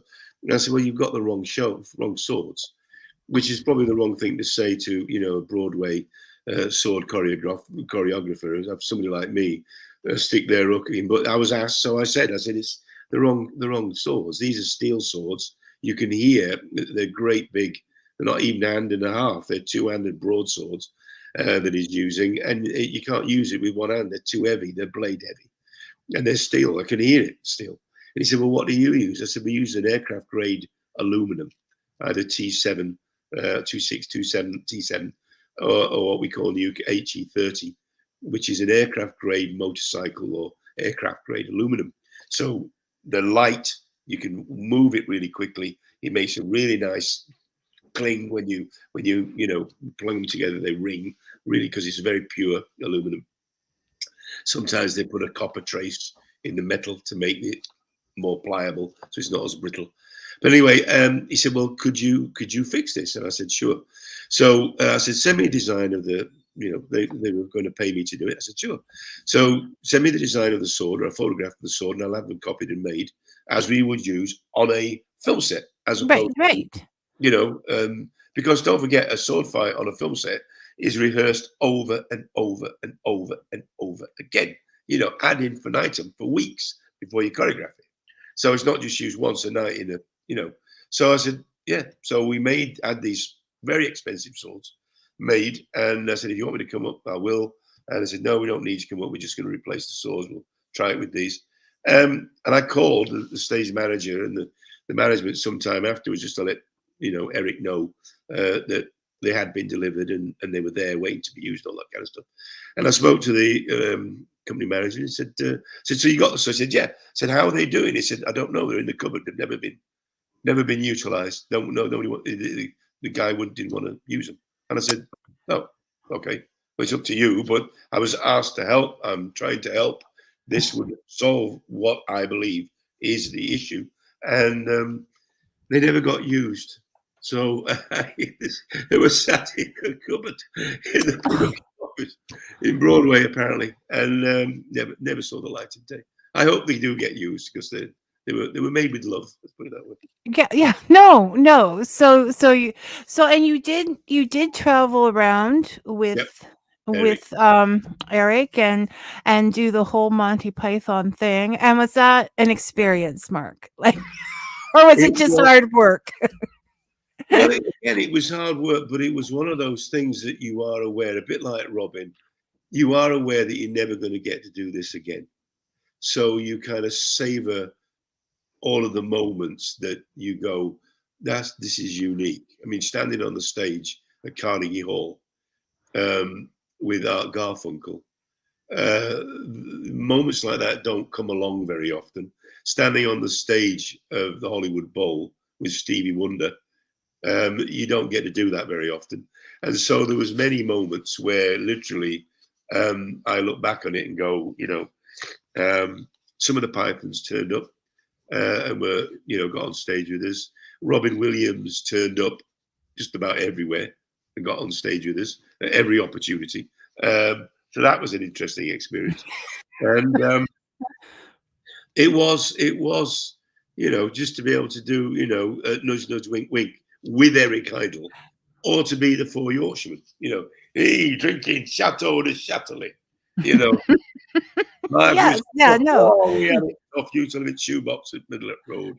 To be able to do that in front of an audience in San Francisco or Chicago, or wherever, or Toronto was just, No,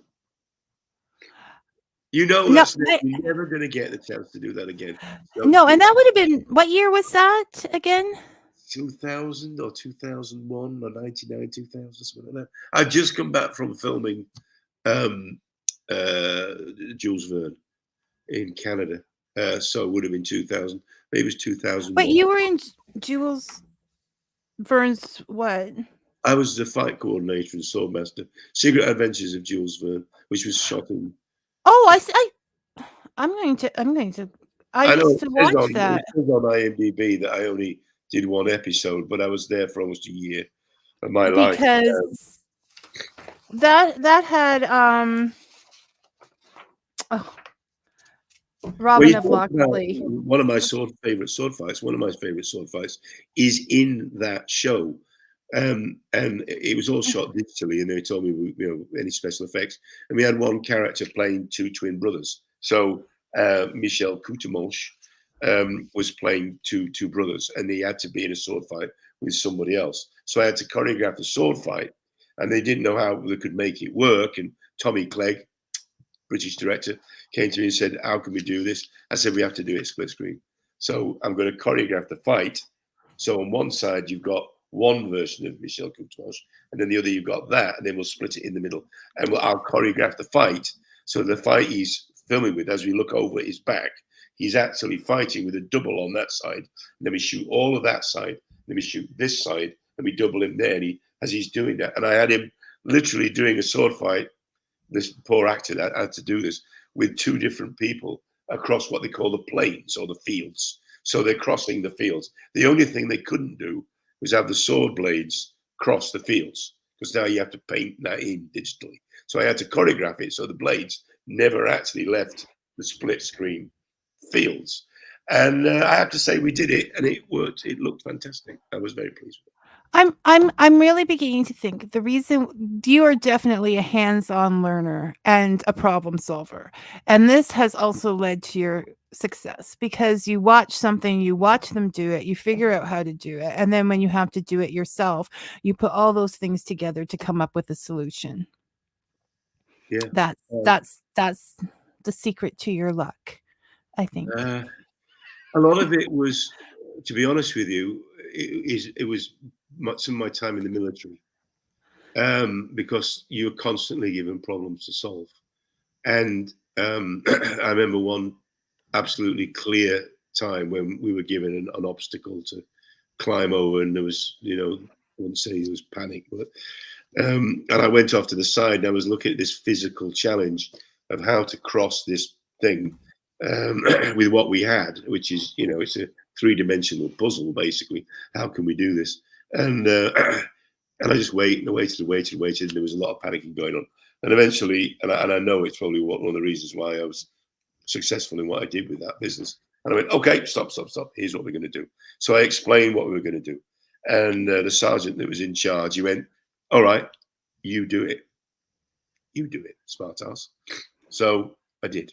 Sergeants. I physically did what I was telling them I was going to do, which would have, if it had gone wrong, would have ended up me in the drink. You know what I mean? Up to my, whatever, in freezing cold water in the middle of nowhere. And anyway, I did it, which required me to walk backwards over a plank suspended on a 50-gallon drum in the middle of a river. And then they passed me the ammo box. Then they passed me the other plank, which then I was able to put on the thing to go to the other bank. And then I walked backwards across this plank up in the air over this body of water, and managed to do it. And so I got to the side. But there you go. So it is yes, thank you. Even though I almost died. So So you're a hands-on learner. You learn from your experiences, and you're stubborn when somebody dares you. Never tell a I Yorkshireman, meant that in the best way. never tell a Yorkshireman you don't want to audition for this. They don't cast. I was like, that was how I got shamed. I was told not to audition. You never tell a Yorkshireman not to audition. I was like, no, Or do no, anything, I think. huh? or not to do anything. No, I mean, I think failure is not. What's the famous Churchill? Failure is not the end. You know. no. You don't know unless you try, and you learn something from that. Yeah. You learn something from everything that you do. Okay, before we go back to human consciousness, I just wanted to make sure that we did discuss the fact that it's the 40th anniversary of Robin of Sherwood. It is. Yeah. And there's stuff going on. You have an event, Son of Hern event. Is that what it's called in May? Burns Arrow. It's basically the follow-on of all of the conventions that were run by Barnaby Eaton Jones. Tony and Jonathan have taken over the mantle to run this, and it's luckily going to be for the 40th anniversary. And we're basically all going. I think even Ray might go this time, and Jason, and I hope obviously Michael goes, but it's going to be quite something, and it's already sold out. It's not a big event. It's a family. We call it the tribe because literally it is almost like a tribal thing, because a lot of the fans and a lot of people involved with the show have very little in common other than the show. And so you get all walks of life, for people who are incredibly well educated and smart to people like me who are just, stumbling along in the dark. You know what I mean? Yes, Mark. I'm yes. not buying the stumbling, but no, but these people, I mean, you call that a family, a tribe, but the Robin of Sherwood cast, I mean, they come up in your life all the time, and other people that are in your life, like say for example, Arthur, King Arthur, the movie had Ray Winstone from Robin of Sherwood and some other things that you have. John Matthews worked as a consultant that you write your tarots and things. There's that, even though it's been an eclectic life, there is this chord that runs through it. That it's my greatest gift from the universe that I am thankful for, is that I have had in my life and retain in my life these friendships. And it's my most prized possession, other than obviously, my family and stuff like that, and the work that I've been given to do. That core group of friends, as you may or may not have seen, we all just went off down to the Bahamas to visit Jason Connery. And literally it was 40 years disappeared like that. And we're all still talking to each other exactly the same way as we did on the set, and taking the rise out of it. And it's exactly the same dynamic. It hasn't changed. And I wish everybody had that. It's funny because I said this when we finished Black Sails. I took everybody out to dinner, and we sat around, and I said, I just want to say something to you as a group so you understand this. I hope whatever relationships and friendships that you make in this show stay with you as long as my dynamics and friendships has done with people from Robin of Sherwood. I wish that for you. It's one of the greatest gifts the universe can ever give you, is to have that core of friends that you don't have to explain anything to. You don't have to, Do you think it's because you were so young when you guys all did Robin of Sherwood? And or do you just think it was the people involved? Oh, it's funny because I've thought about this a lot. And in fact, we have talked about it. I think we share basically a common humanity and a common way of what we just talked about. I think we have all approached life maybe from different angles, but with the same drive, with the same clarity of emotional response to things. And that sounds like bullshit, but it's true. No, that we all have morally we may have gone like this, but eventually we all have a core set of values that we share and are able to recognize in each other. You know that you can trust them. You know they're going to turn up. If you need help, you know they're going to be there for you. And most of it with us is humor. It's our humor. It's the sense of humor and the sense of self-deprecating humor. Well, humble. No, but I get that sense of humor, so I understand. Some people would take certain things personally, but when you know a group of people and you know that person, it's not. It's just joking around. So it's part of the endearment in a strange, crazy way. But yeah, the bond, we're still the same now as we were 40 years ago, running around in the trees, killing stuntmen. You know what I mean?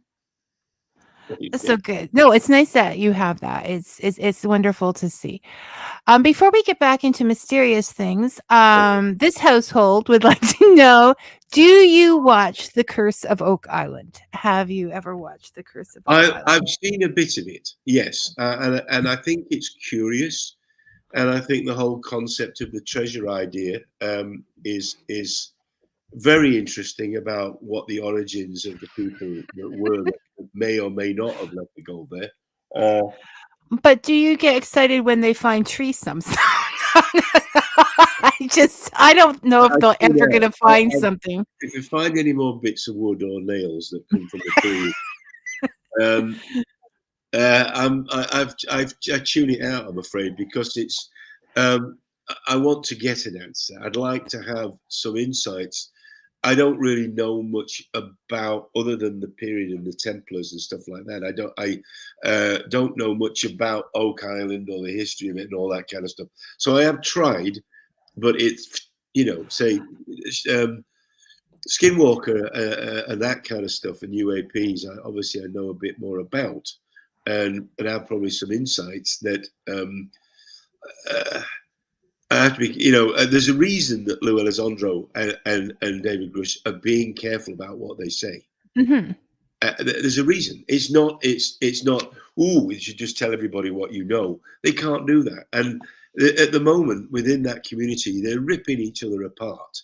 It's very destructive to me. I heard there's a lot of controversy going on, which is sad. Well, to me, it's waste of energy.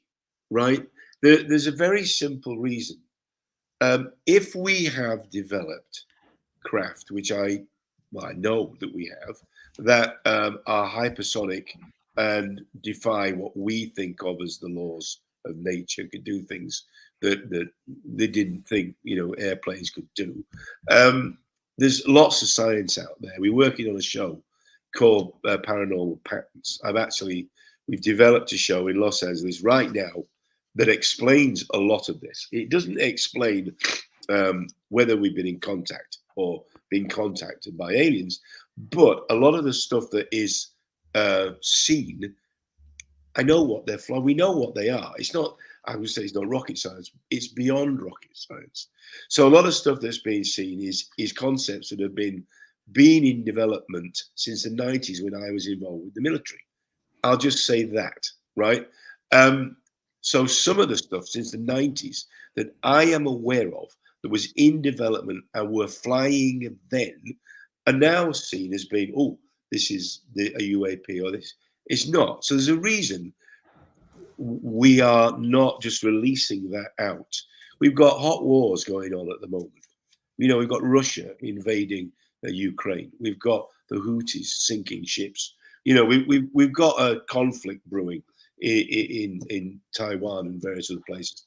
There's a reason why the Pentagon is going, stum. We don't want anybody else to know that we have this capability.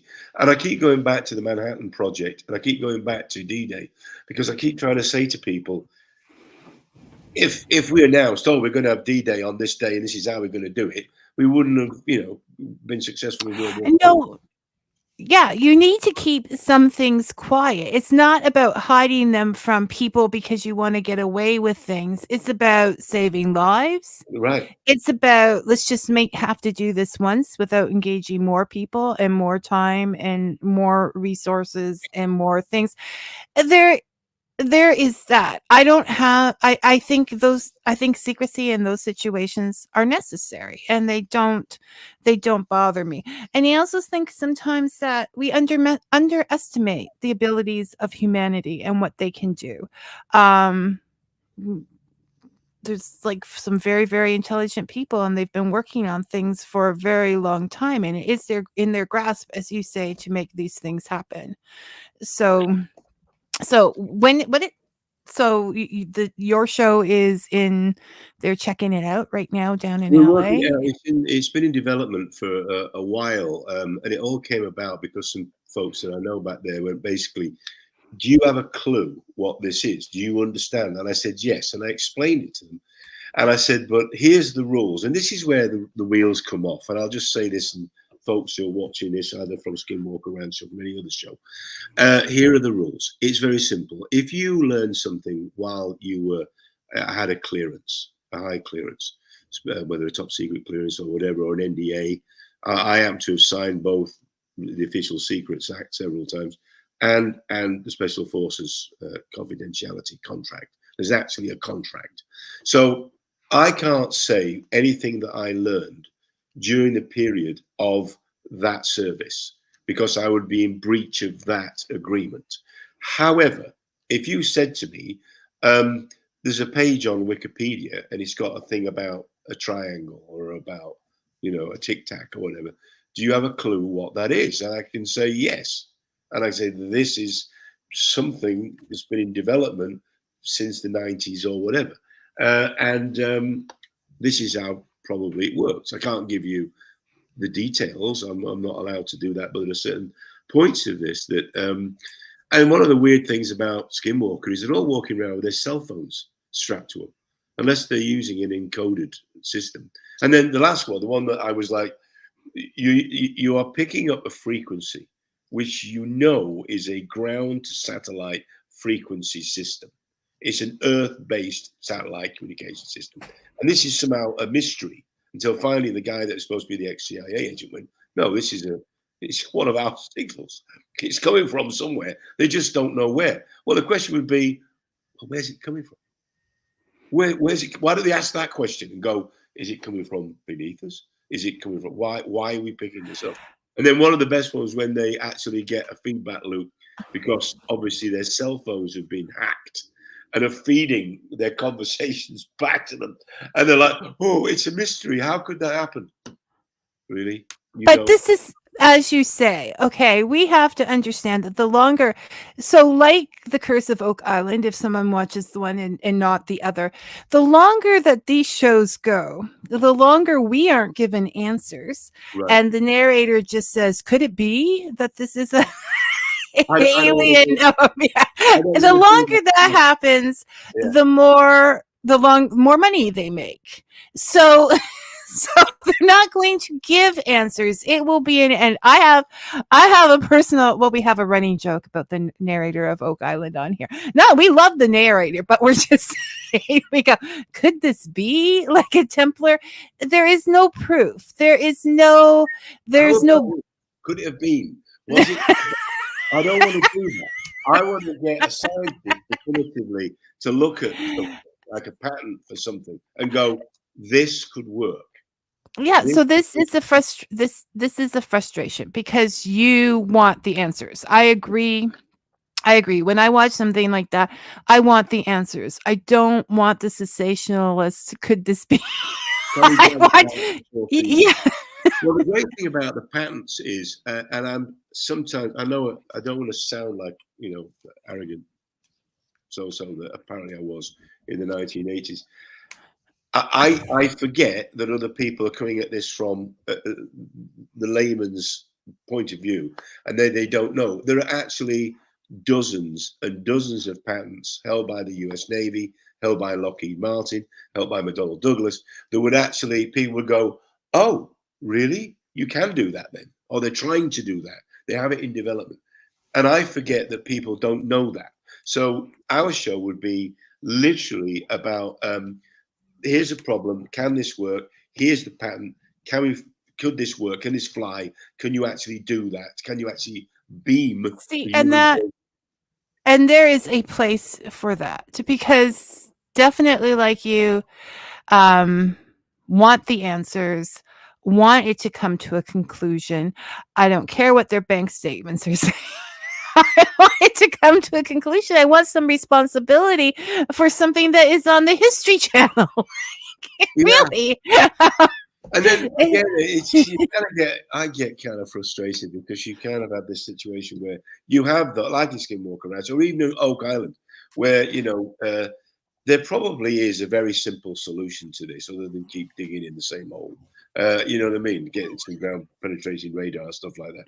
But particularly with Skinwalker, they're all walking around and wondering why somebody knows what they're doing because their phone is telling them. They go, oh, you can't do that. How is that happening?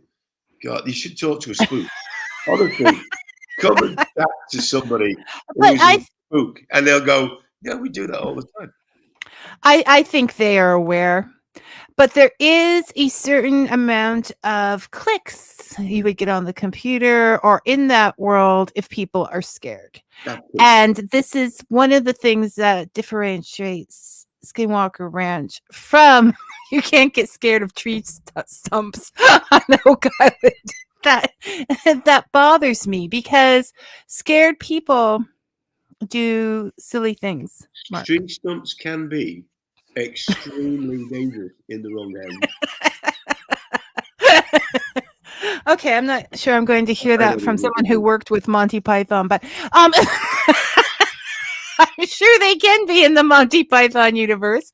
I want to see a show where they actually solve something, and instead of the end of the show, we just don't know what. We can't explain it. We don't know. Could it be this? Could it be that?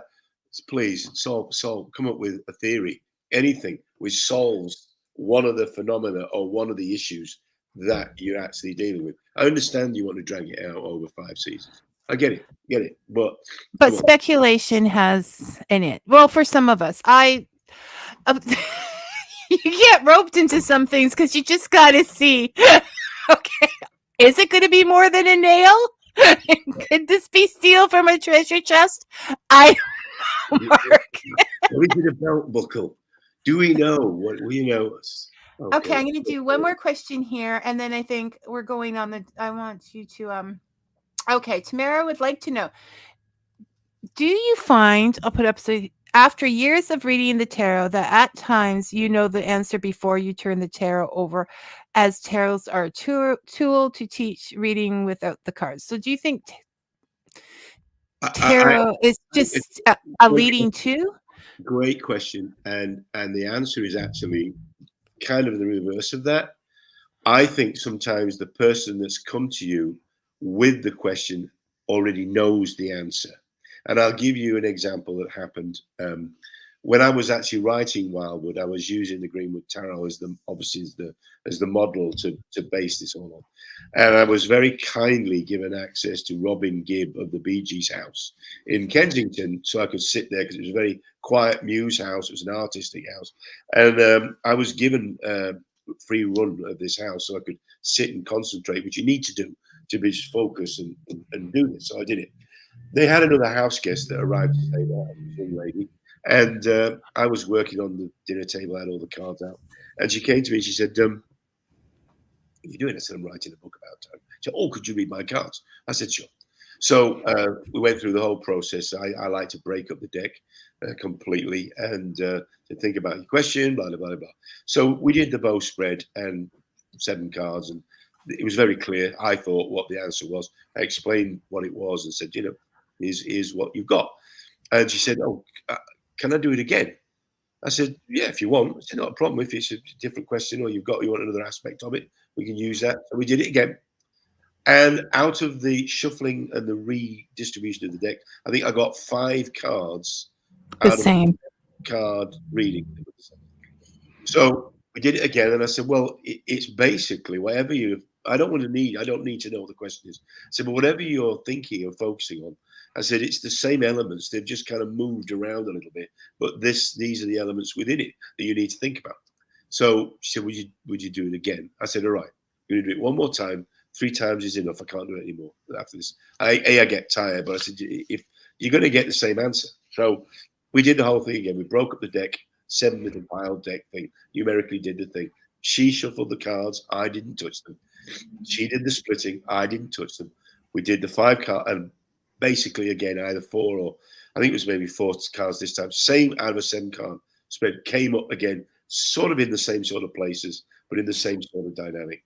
And I said, yeah, well, there you go. It's the same. I can't really go any further than what I've told you. This is what is a reflection of whatever the question was that you asked. And I got up to get a glass of wine because I was, what you do? And creative to help the creativity. I need, lubrication. And so I went off to do this. And as I was walking, she said, can I ask you a question? I said, sure.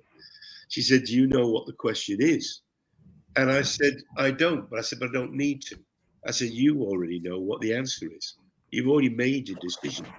You just want me to confirm the elements, whether it's the right. But I said, you've already made the decision. And you're going to do something which you're trying to get me to confirm is the right or wrong thing. And it's not my decision to make. You've already made it. So now you've got to handle it. And that's what the cards are explaining. And she explained to me what the situation was, and yes, and what decision she'd made. And she was regretting it. And that she didn't want to do it specifically, but she'd made the decision to do it out of a certain loyalty. And so the cards know somehow what you've already decided. And all they're going to do is going to go give you a reflection and go, you've already committed to this. These are the elements within the issue that you've, I have done a reading with Mark, and I asked one question because I didn't really want to get into, but I was really thinking about it at the time. But the cards and Mark pull it out anyways. They know. I mean, I've done that where it said I'm going to be a real not witch, but a word that rhymes with a that day. And I'm like, no way. And so I do it again and they tell me the same thing. And then just sort of experiment at that point in life, I spent the entire day trying to avoid that personality. And at the end of the day, they were all reversed back the way up again. So they know. They always know. The cards always know, I think. It is bizarre. After I've been doing this for as long as I have, it still is bizarre to me that sometimes the relevance of what you're looking at, and it shouldn't be, because really the cards, I say this to people, there's no magic in the cards. The cards are a reflection of the human personality and the traits within a human personality and the universe around you. So you're going to get a response that you can relate to. No matter what you do, it's going to come back. And Jungian synchronicity is going to bring you something which is relevant to the question you've asked. So it's no real magic. The magic's in here. No, I always say I don't know how they work, but they work. I'm not a person that, as long as something's working, I'm not going to question it, right? Because if the car is working, if I question it, it costs me money. So, I'm not going to do that with anything else. Okay, Mark, we're coming up to 2 hours now. So I think that I can like that. It just goes, Fika just goes so fast. I was thinking about the first day and I was nervous to talk to you. And then after 4 hours of talking and we had 2 shows in the can, I was like, but I thank you so much for that, because it was very encouraging. If Mark Ryan would talk to me, then why does anybody else matter? Didn't you get a massive response online? Wasn't it huge? You got like 250,000 views or something, didn't you? So it was on SoundCloud. Yeah, I think it was, but that's you too. I mean, it helps to have a Mark Ryan as a guest. So I'm sort of past the whole, it's Mark Ryan now. I can just talk to you. He's going to say something bonkers. He's going to say something. People are going to go, what? No, no, no, no. I am almost over the Johnny thing from the cop show now. So that's good. I got that out of my system. And Phantom of the yeah, Opera. I played Mott the Psycho. I played a few nutters in my time. Trust me. You know. but they were just maniacs. They weren't punks. Okay, Johnny was a bully. And you're chewing that gum and you have that accent. I'm just like, oh my God, stop. A little So, story about that, if we got time. oh, okay. Okay. So Okay. I was actually, when we were shooting those scenes with the other actor, who was a lovely bloke whose name has escaped me, we were sitting chatting, waiting to shoot, and we got talking about careers and stuff like that. And he was telling me about doing live plays. On this, he started his career doing armchair theatre that was live, camera setups in a studio. It went out live on the BBC. You're doing a play, you're doing a show live, not taped. Yes, yes. So he was doing that, and he was telling me about he'd been involved with plays like Kathy Come Home, which was about unwanted pregnancies and stuff like that, which in the 60s were revolutionary. Yeah, no, they were. Yeah, and one of the other ones he'd done, which was Son of Man, I think it was Colin Blakely playing Jesus, who was a angry Jesus and stuff like that. It was fantastic, and he was talking about, and I actually said to him, golden age of television. That really was the golden age of television. And we had this long conversation about, risk taking and why people don't do that anymore, and why the industry has changed and blah, blah, blah, blah. And as we'd gone in and I was going to shoot another scene, I was just stood there waiting. And there was a kid there, there was an extra that was dressed up as a police officer. And as I was stood there just waiting to be called onto the set to go in to shoot these other scenes with the police officers, he looked at me and he said, "You're Mark Ryan?" I said, "Yeah." I said, "You were in that Robin of Sherwood?" I said, "Yeah, 3 years of my life. It was fantastic." He went, "That was the golden age of television. You'll never make that again." I said, "I know."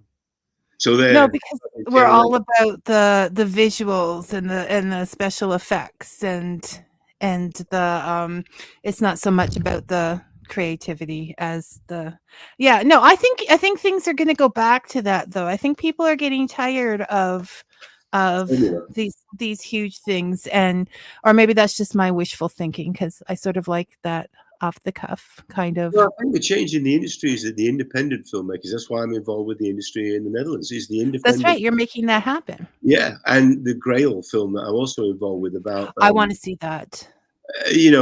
These are all independent filmmakers that are pushing different ideas and new ideas and new ways to make the film, get it completed. So it's quite an exciting time in some ways. There's still the formulaic stuff. There'll always be that, because they know that sells to a certain audience. Mm-hmm. But the young filmmakers coming up now that are trying different things, different stories, that you go, okay, yeah, I can get into that. It's like two sides, right? Like your sword story, your sword pun.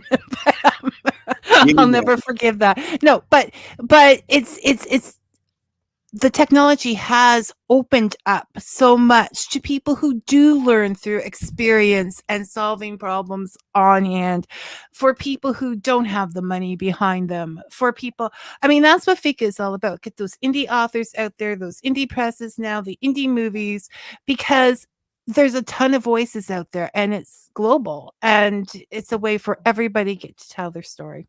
Yep. That's and that makes us sound intelligent, so we'll end the show on that. I've got practice bringing it back around. So I'll just leave you there while I do the closing, and then I'll bop us up because we're almost there. So thank you, Mark. Thank you so much for visiting again. And for the rest of you, I'll see you next week. May your coffee be hot and your stories sweet. Thanks for listening, everyone. Bless you. Take care. No, now I forgot to put the music up, Mark. Okay, here we go.